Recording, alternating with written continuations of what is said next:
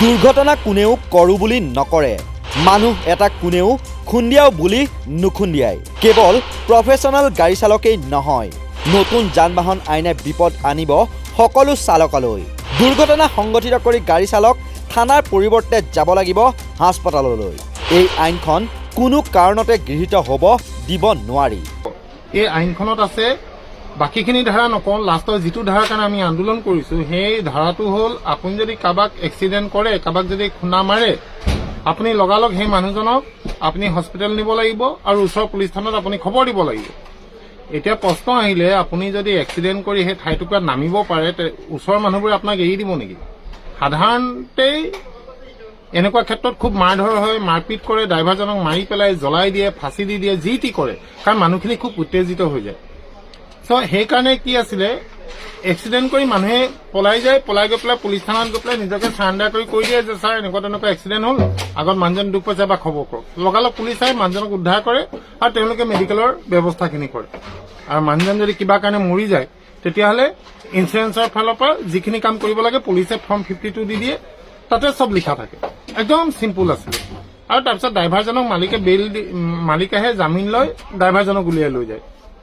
তো কেছটো আছিলে তেনেকুৱা, কাৰণ এক্সিডেণ্ট কোনেও কৰো বুলি নকৰে। যদি ইণ্টেনশ্যন মোৰ কোনোবা শত্ৰু এজন আছে, মই তেওঁক মাৰিছো, তেতিয়া সেইটো কেছ বেলেগ হয়। এতিয়া কি কৰিলে, এই কেছটো নন বেলেবুল কৰি দিলে। আগতে এইটো বেলেবুল আছিলে, এতিয়া আপোনাক মালিক আহক যোন আহক আপোনাক উলিয়াব নোৱাৰে পুলিচ থানাৰ পৰা। আৰু আপুনি যদি কেনেবাকে যিজন মানুহক খুন্দা মাৰিলে সেই মানুহজনক লৈ যদি আপুনি পুলিচ থানা নাযায়, আপুনি যদি আপুনি মানুহজনক যিজনক খুন্দা মাৰিলে সেইজনক লৈ যদি হস্পিটেল নাযায়, আপুনি যদি ডাইৰেক্ট পলাই গৈ পুলিচ থানালৈ যায় আৰু চাৰেণ্ডাৰ কৰে, তেনেহ'লে লগালগ আপোনাৰ জেল হ'ব আৰু 10 বছৰলৈকে জেল হ'ব পাৰে, 10 লাখ টকা জৰিমনা ভৰিব লাগে। প্ৰতিজন ড্ৰাইভাৰে যিকোনো গাড়ী বা বাহন চলায়। এই কথাবোৰ আমাৰ সাধাৰণ ৰাইজে এতিয়ালৈকে বুজা নাই। সাধাৰণ ৰাইজে ভাবিছে এইখিনি অকল প্ৰফেশ্যনেল ড্ৰাইভাৰৰ কাৰণে, নহয়। প্ৰতিজন ড্ৰাইভাৰ যি গাড়ী বাইক যিয়ে নচলায়। গতিকে মই সকলোকে আহ্বান কৰিছো, আপোনালোকে সতৰ্ক হওক, গাড়ী চলাওঁতে খুব সাৱধান হওক। এতিয়ালৈকে আইনখন প্ৰণয়ন হোৱা নাই, গৃহীত হোৱা নাই। এটা নটিফিকেশ্যন আহিলে আইনখন গৃহীত হৈ যাব। সেই গৃহীত হোৱাৰ আগে আগে আমি লাগিব। এই আইনখন যদি গৃহীত হয়, তেনেহ'লে বিৰাট ডাঙৰ কথা হ'ব, কাৰণ এক্সিডেণ্ট কোনেও কৰো বুলি নকৰে। দুৰ্ঘটনা সংঘটিত কৰি কেনেকৈ হস্পিটেললৈ নিব আঘাতপ্ৰাপ্তক? প্ৰফেশ্যনেল বা প্ৰাইভেট ড্ৰাইভাৰ বুলি কোনো কথা নাই। মূল সমস্যাটো হৈছে জনতাই গাড়ী চালকক মাৰপিট কৰে। দুৰ্ঘটনাৰ পিছত আইন বাতিল নোহোৱা পৰ্যন্ত ট্ৰাক, দিবানৈশ বাছ, অটো, মালবাহী বাহন সকলো বন্ধ কৰাৰ হুংকাৰ লাইফ অফ এ ড্ৰাইভাৰৰ লেখক ৰূপম দত্তৰ। বিহুৰ সময়ত ঘৰলৈ যাবলৈ ৰাইজৰ অসুবিধা হ'লেও উপায় নাই বুলি সদৰি কৰি ৰূপম দত্তই কয়, আইনখন বহু ভয়াৱহ। আমিতো কেতিয়াও কোৱা নাই কোনোবা এজন মানুহক মাৰ্ডাৰ কৰিলে তেওঁক যাৱজ্জীৱন কাৰাদণ্ড দিলে বা ফাঁচি দিলে, বা ৰেপ কেছ কৰি ছোৱালীজনীক মাৰি দিলে তাৰ শাস্তিটো ফাঁচি। আমিতো তাৰ বিৰোধিতা কৰা নাই যে কেলে ৰেপ কৰা মানুহজনক ফাঁচি দিব লাগে, সেইটো দিব নালাগে, নাই। সেইটো একদম ৰাইট।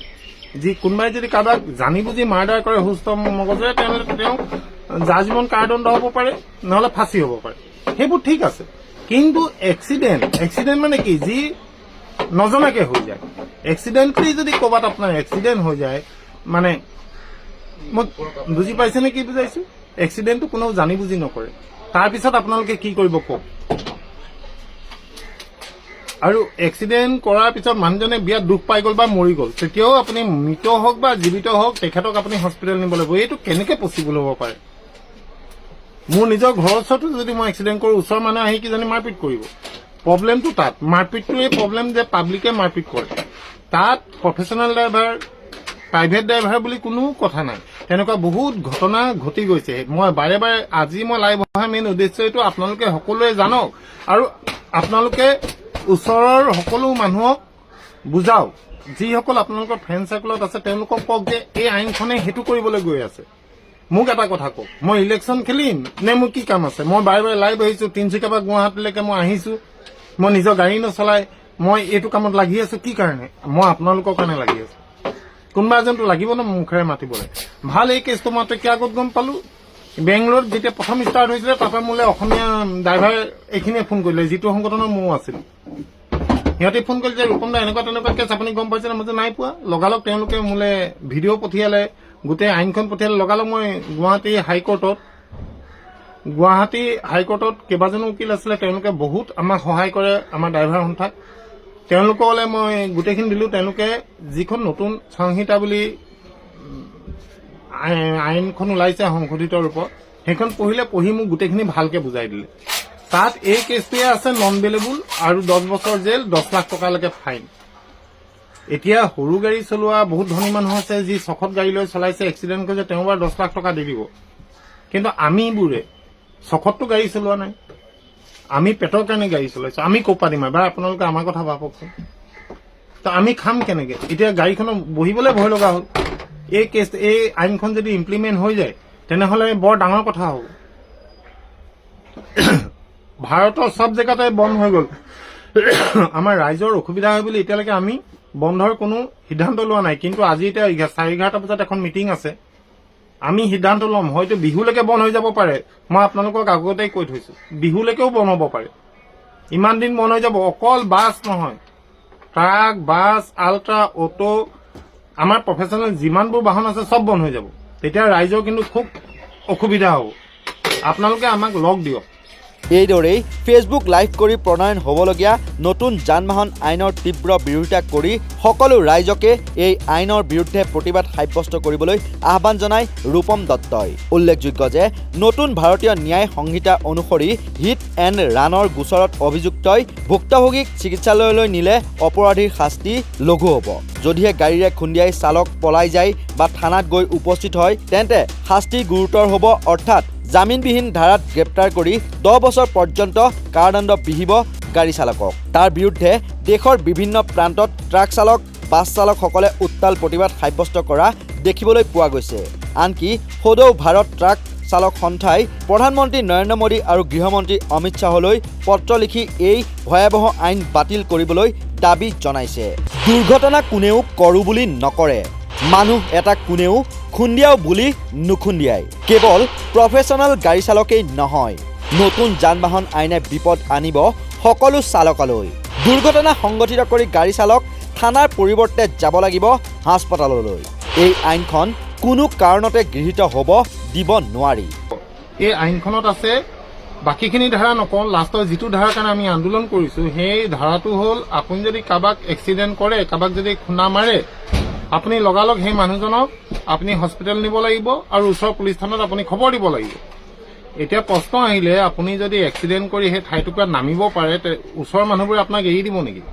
সাধাৰণতেই এনেকুৱা ক্ষেত্ৰত খুব মাৰধৰ হয়, মাৰপিট কৰে, ড্ৰাইভাৰজনক মাৰি পেলাই জ্বলাই দিয়ে, ফাঁচি দি দিয়ে, যি টি কৰে, কাৰণ মানুহখিনি খুব উত্তেজিত হৈ যায়। চ' সেইকাৰণে কি আছিলে, এক্সিডেণ্ট কৰি মানুহে পলাই যায়, পলাই গৈ পেলাই পুলিচ থানাত গৈ পেলাই নিজকে চাৰেণ্ডাৰ কৰি কৈ দিয়ে যে ছাৰ এনেকুৱা তেনেকুৱা এক্সিডেণ্ট হ'ল, আগত মানুহজন দুখ পাইছে বা খবৰ কৰক। লগালগ পুলিচ আহি মানুহজনক উদ্ধাৰ কৰে আৰু তেওঁলোকে মেডিকেলৰ ব্যৱস্থাখিনি কৰে। আৰু মানুহজন যদি কিবা কাৰণে মৰি যায়, তেতিয়াহ'লে ইঞ্চুৰেঞ্চৰ ফালৰ পৰা যিখিনি কাম কৰিব লাগে পুলিচে ফৰ্ম 52 দি দিয়ে, তাতে চব লিখা থাকে। একদম চিম্পুল আছিলে। আৰু তাৰপিছত ড্ৰাইভাৰজনক মালিকেহে জামিন লয়, ড্ৰাইভাৰজনক উলিয়াই লৈ যায়। তো কেছটো আছিলে তেনেকুৱা, কাৰণ এক্সিডেণ্ট কোনেও কৰোঁ বুলি নকৰে। যদি ইণ্টেনশ্যন মোৰ কোনোবা শত্ৰু এজন আছে, মই তেওঁক মাৰিছো, তেতিয়া সেইটো কেছ বেলেগ হয়। এতিয়া কি কৰিলে, এই কেছটো নন বেলেবল কৰি দিলে। আগতে এইটো বেলেবল আছিলে। এতিয়া আপোনাক মালিক আহক, যোন আহক, আপোনাক উলিয়াব নোৱাৰে পুলিচ থানাৰ পৰা। আৰু আপুনি যদি কেনেবাকে যিজন মানুহক খুন্দা মাৰিলে, সেই মানুহজনক লৈ যদি আপুনি পুলিচ থানা নাযায়, আপুনি যদি ডাইৰেক্ট আপুনি মানুহজনক, যিজনক খুন্দা মাৰিলে সেইজনক লৈ যদি হস্পিটেল নাযায়, আপুনি যদি ডাইৰেক্ট পলাই গৈ পুলিচ থানালৈ যায় আৰু চাৰেণ্ডাৰ কৰে, তেনেহ'লে লগালগ আপোনাৰ জেল হ'ব। আৰু 10 বছৰলৈকে জেল হ'ব পাৰে, 10 লাখ টকা জৰিমনা ভৰিব লাগে। প্ৰতিজন ড্ৰাইভাৰে যিকোনো গাড়ী বা বাহন চলায়। এই কথাবোৰ আমাৰ সাধাৰণ ৰাইজে এতিয়ালৈকে বুজা নাই। সাধাৰণ ৰাইজে ভাবিছে এইখিনি অকল প্ৰফেচনেল ড্ৰাইভাৰৰ কাৰণে। নহয়, প্ৰতিজন ড্ৰাইভাৰ যি গাড়ী, বাইক যিয়ে নচলায়। গতিকে মই সকলোকে আহ্বান কৰিছো, আপোনালোকে সতৰ্ক হওক, গাড়ী চলাওঁতে খুব সাৱধান হওক।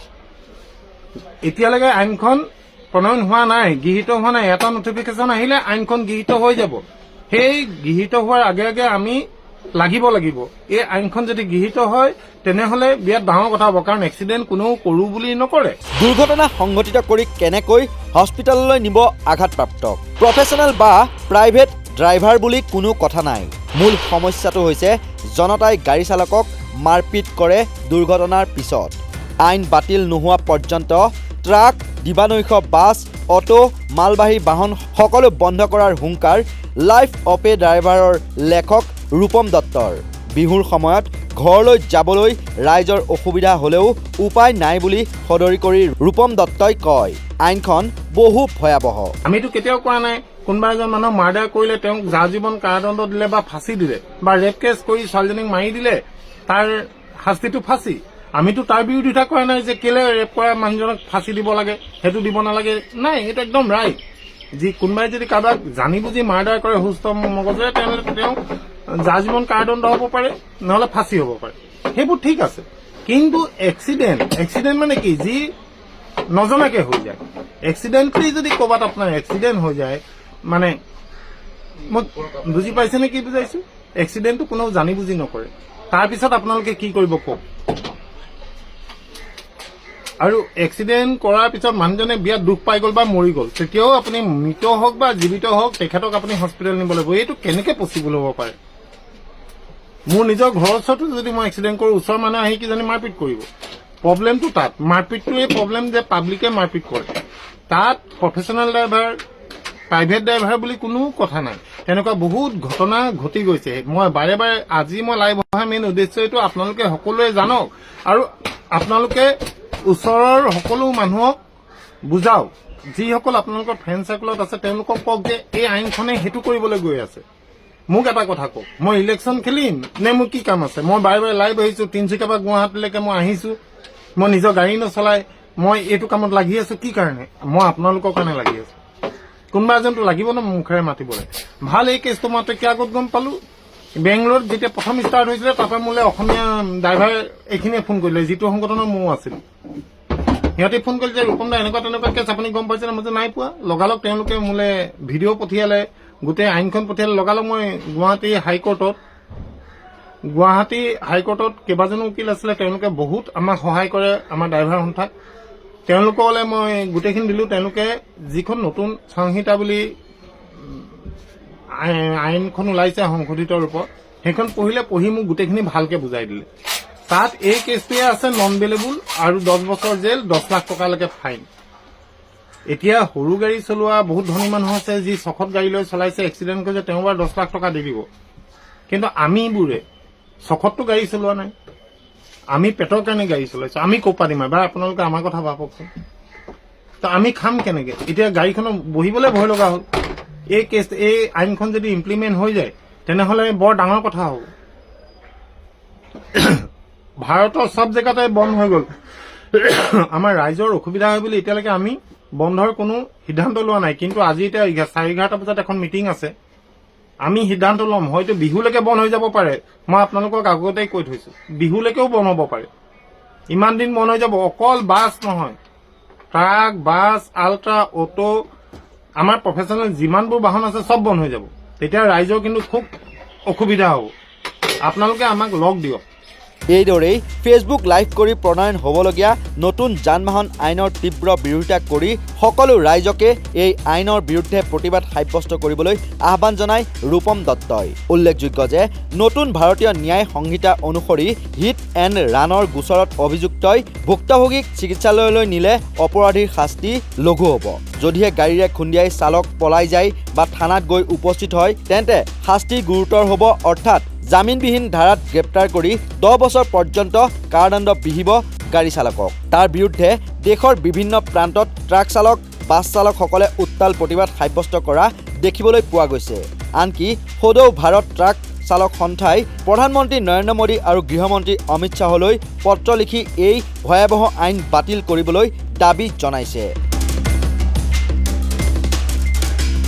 News desk report, north east নাও।